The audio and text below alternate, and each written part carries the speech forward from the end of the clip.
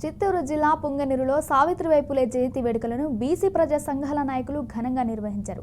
అనంతరం స్థానిక మున్నెప్ప సర్కిల్లో అన్నదాన కార్యక్రమం నిర్వహించి సావిత్రిబాయి పూలే చిత్రపటానికి పూలమాలలు వేసి నివాళులర్పించారు. ఈ కార్యక్రమంలో బీసీ సంఘం అధ్యక్షుడు కృష్ణమూర్తి, ఉపాధ్యాయులు, విద్యార్థులు తదితరులు పాల్గొన్నారు.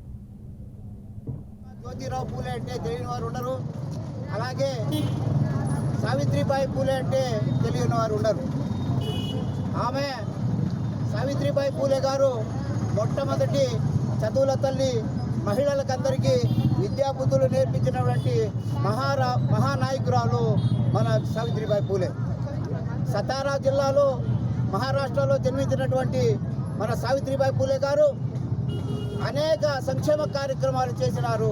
జ్యోతిరావు పూలే గారితో కలిసి పాఠశాలలు నిర్మించడంలో, మహిళలకంతా విద్యాబుద్ధులు నేర్పించడంలో, సామాజిక న్యాయం నేర్పించే దాంట్లో సావిత్రిబాయి పూలే మొట్టమొదటిగా ఉన్నారు.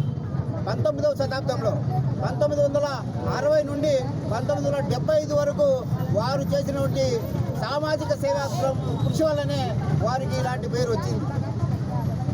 వారు ఇంటికే పరిమితి కాకుండా మహిళలందరూ చదువుకుంటేనే సంస్కారవంతులవుతారు, విద్యాబుద్ధులు వస్తాయి, వాళ్ళకి ఉపాధి అవకాశాలంతా కల్పిస్తాయని చెప్పి సావిత్రిబాయి పూలే వీధి తిరిగి పాఠశాలలు సుమారుగా 70 పాఠశాలలు ఆ కాలంలోనే నిర్మించారు.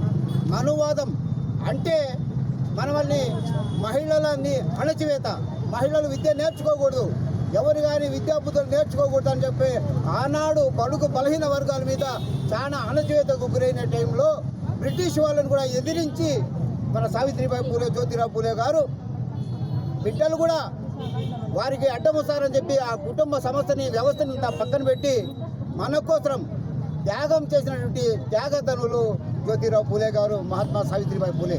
మహాత్మా జ్యోతిరావు